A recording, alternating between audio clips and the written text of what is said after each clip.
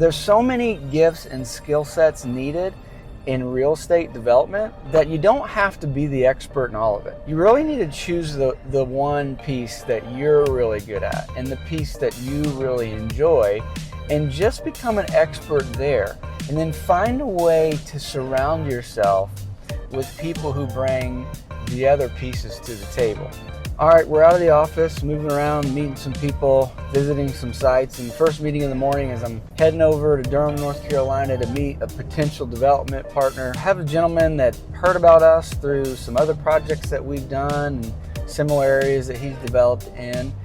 And he's got a couple interesting projects. He's got 5 to 10 acres in a really great area outside of town that would be a great fit for some nicer, potentially luxury homes, be a smaller development, but a really nice place for that. He's also got some development or infill development land in Durham. And you know, it's exciting to be able to help someone with a piece of property and to bring our gifts and talents to the table. But I think what's interesting about our meeting this morning is this gentleman has developed his own property before. He has successfully done projects and managed them and done all the development himself and hired all the contractors. And he's choosing, instead of doing that and keeping that money himself, he's choosing to bring his projects to us and bringing us in as equity partners and splitting the profits of the deal, because he's recognized that what his core competency is and what our core competency is. He's seen successful projects that we've administrated and operated and knows that maybe it's a better fit not to do everything yourself. What my guess is with this gentleman is he is able to find good deals.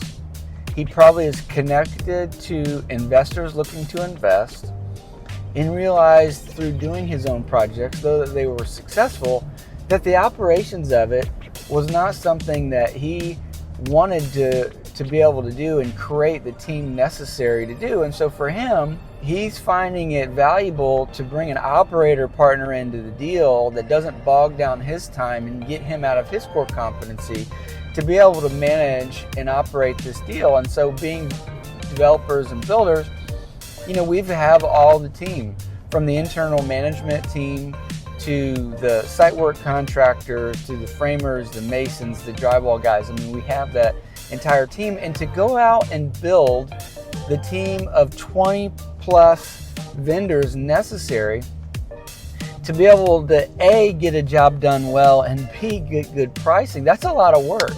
And so for many people, the place for you to really specialize is not to become a builder. And I would never recommend someone start a building company unless that's just been your career and core competency.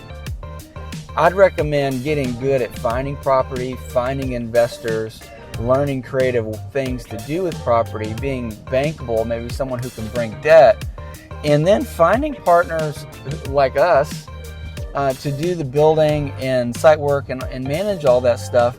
And you manage the other piece, because we all need each other. And you might be thinking, well, why would someone want to split their profits with you? Or why would I want to split my profit with someone else? Well, it's a time factor. You see, this gentleman's realizing, like, he can try to do it on his own, and these two projects take him the next 3 years and maybe put in jeopardy some of the other things he has going on in life.